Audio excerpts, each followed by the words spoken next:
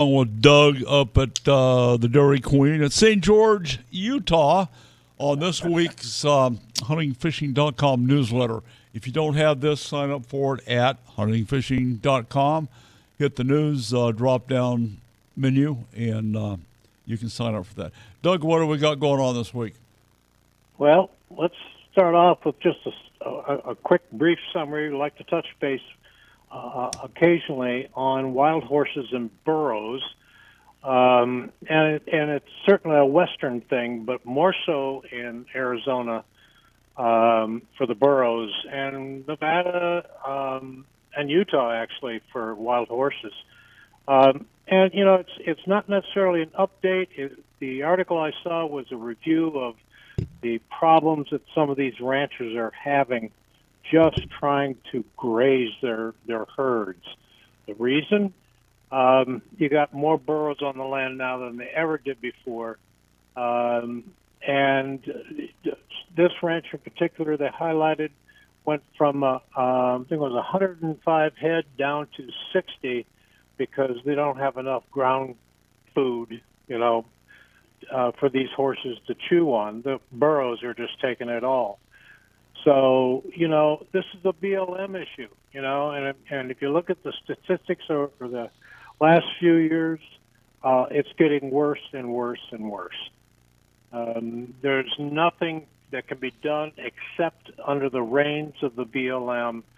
And a weak ploy always is they're going to try and put more burros up for adoption. Oh, hot doggy. I'm sure there are a lot of people out there that just would love to have a burro. I would. I'd like to have a burro in my backyard. But they're hard but you live to on a take golf course. Come on, really? Yeah, really. Just as a note, in 2022, the BLM has received $151.6 million, which is a 31% increase over last year's. And, Don, you and I both know that number is always going to grow every year. They're not getting rid of these animals. Nope.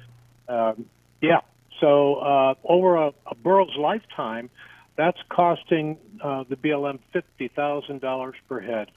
I mean, come on, folks, we're just not solving this problem. Well, Doug, this is imminent failure of BLM since the beginning. Well, of course. Their acceptable numbers was overrated, and they're 3 or 4 times over the acceptable limit.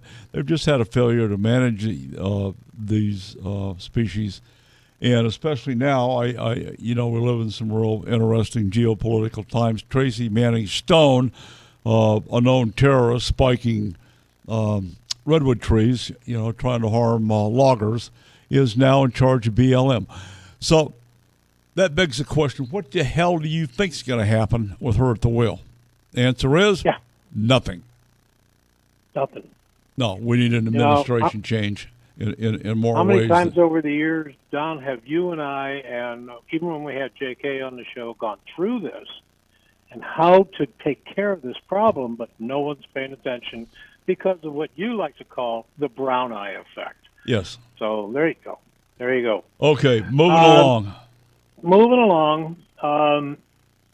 Around the country a little bit, there in Arizona, you've got leftover permit tags that are available for the fall hunts. Be aware of that.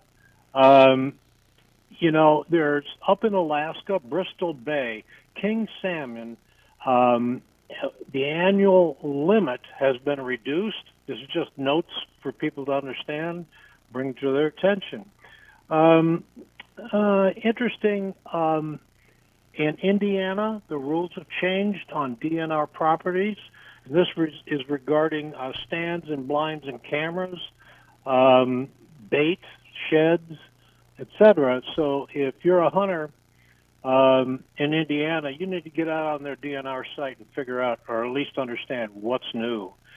I saw something, ICAST has been going on down in Florida, Orlando, but I saw a bait that just blew me away. I've never seen anything like this, and they're frogs, surface. On our show today, we talked a lot about surface fishing. Well, these frogs are so doggone lifelike. I got to get some of these. They are really cool. And in particular situations, they'll work. Okay, here, Doug. Here's some friendly advice, man. Cut the hooks off before you put them in the bathtub. Yeah, really. Oh my gosh. Hey, over in Michigan, there was an angler. Excuse me.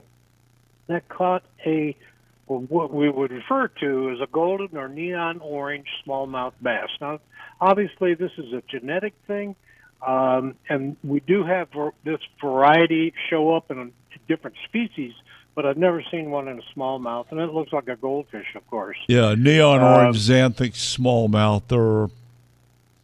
They're pretty far and few between, actually. Yes, I agree. Let's see. Oh, in Wyoming, an article I read about bison hunting information. So there's some links there on our newsletter about information on bison for the bison hunter, and there are new bison hunting maps. This is controlled. Controlled very well by their Department of Natural Resources, but nonetheless, new information out there for them. Let's see. I will say there was the mayor of Flagstaff put a tweet out. I got a cough here. You're starting to sound like Joe Biden. Yeah, I got a tickle in my throat here. Due to the ash coming off the mountains from monsoons last week, the fish in what's called Francis Short Pond have unfortunately all died. The whole population is gone. And that's what they're blaming it on, is this ash getting dumped into this pond. Interesting. Oh, and finally, Don, we want to leave our listeners with this. If the federal government were a car, it would leak oil, belch smoke, and lack the horsepower to climb a curb. If it were an electric car, the batteries wouldn't power the radio. That's it, Don. Yeah, and they're not going to make me drive a electric vehicle. Not. Okay. No, neither me. Yep, good stuff. Go Okay. Good newsletter, guys. If you haven't signed up for that, check out stuff going on around the country. We've got an awful lot of stuff in the newsletter for Oregon, California, Montana, Maryland, North Dakota, South Dakota, Indiana, Idaho, and Alaska that we haven't had a chance to touch on. So I'm Don McDowell with Doug. Check it out. Hunting, fishing,